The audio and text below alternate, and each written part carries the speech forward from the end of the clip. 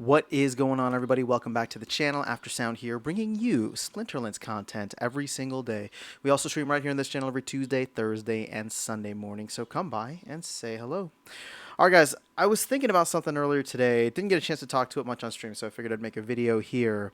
But it's essentially, and I'm going to dub it like the sweet spot for Splinterlands. I think there is a specific sweet spot, a needle that we are trying to thread, and to me, that is the kind of counterintuitive. We need certain asset values to be high and certain asset values to be low. And what I'm trying to get at here is when the big boom happened in 2021, everybody was talking about how expensive it was to get into the game, but also how much money you can make, right? And obviously, it was paid out in DEC at the time. So the big switch now is that we're getting paid out in SPS, and obviously SPS has gone through the floor. We're setting new all-time lows, and it's a phenomenal time to be accumulating, but not really much else. So with that being said, the truth of the matter is where I feel like the sweet spot for Splinterlands could be is to have SPS actually increase significantly or dramatically in value. And it doesn't need to be that dramatic, although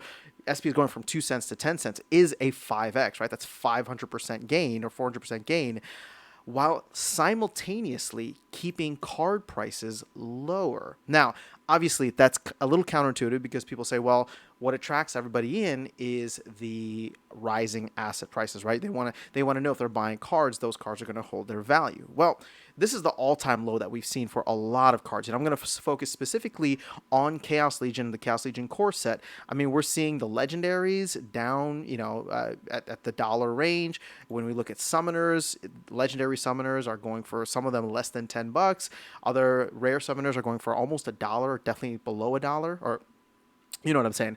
But my point with all of this is what we can do and what we should be focusing on, therefore, and this is why I keep harping on the whole tokenomics side, why I agree with Matt on this, is the fact that if we can get SPS to do a 2, 4, 5x, whatever it is, up to 10 cents, 20 cents, who knows? I'm not trying to make a prediction here, but I am saying that the higher up it goes, the increase in overall rewards, and that is going to be what draws players in, because everybody here is ROI focused, and that's fine, right? Like, I mean, obviously we want players who are not so ROI focused, but when you look at what the ROI could be, if we're playing at the higher levels and then buying a deck that is significantly cheaper now, right? I think you can get a max Chaos Legion deck for under $3,000 when, typically it's been anywhere between like 35 to 4,000 or between 4,000 and 5,000.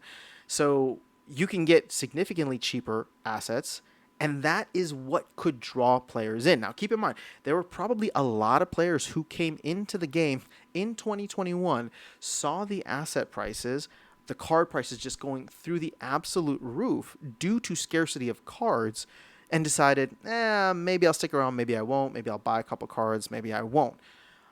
I would argue that there's probably a lot of them that said, nah, I'm just going to pass.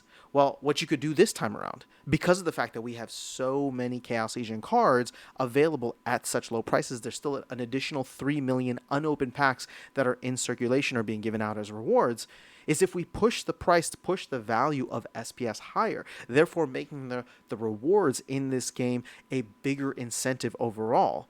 Well, now people come check out the game. They see SPS is doing multiples. They see XPS is doing X's, right? They come in. They see that card prices are actually affordable. I can buy a General Sloan or an Obsidian or a Thaddeus Brute for less than $1 versus when people came in last time and it was like $15 a BCX for a rare summoner, right? So the difference now is we can draw people in, but what's going to have to drive that is not card prices going up, because card prices going up is something that only we see and we get happy about.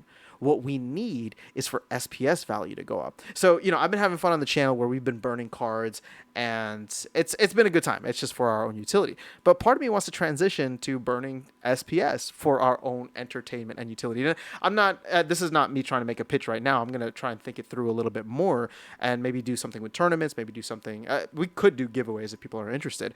But my whole point with this is that the sweet spot we need to reach is having SPS shoot to the moon, and that is going to pick up the rest of the ecosystem. Specifically, when people come in, we don't want cards to go up and then SPS to go up, because I mean, there's just no reason for that. And also logically, it doesn't make sense, or at least it's not going to follow where the market psychology would go. We need to push SPS up and stop worrying about this overabundance of cards, because I say this all the time. I don't think cards are a good investment because, as an asset class, they are highly inflationary.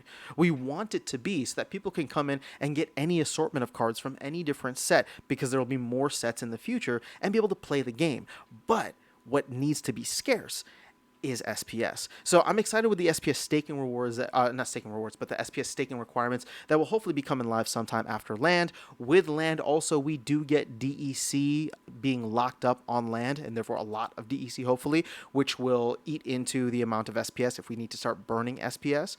But overall, that is where we should be focused. We shouldn't be so focused on the card prices. I know they're low now, and people might look at this and say, oh, well, this is a good opportunity. But guess what? 3 months ago was a great opportunity too, and then it went lower. 6 months ago, it was a great opportunity, and then it went lower, right? So at this point, I have no idea, and I'm actually starting to think to myself, I'm not even worried about where card prices go. Sure, slowly and steadily, am I leveling up or maxing out key cards within the deck? Absolutely. But ultimately, my main focus is how do we get SPS to go to the freaking moon? And by moon, it doesn't even need to go that high, but with where it is right now, if we can get the sell pressure to stop and then reverse that by putting in a lot of buy pressure, by giving it that utility. And, again, I will say burning is just a marketing tactic. Obviously, we're burning stuff for fun here on the channel. That's a marketing tactic. That's not going to do anything outside of reducing the supply of something that is very, very inflated or oversupplied.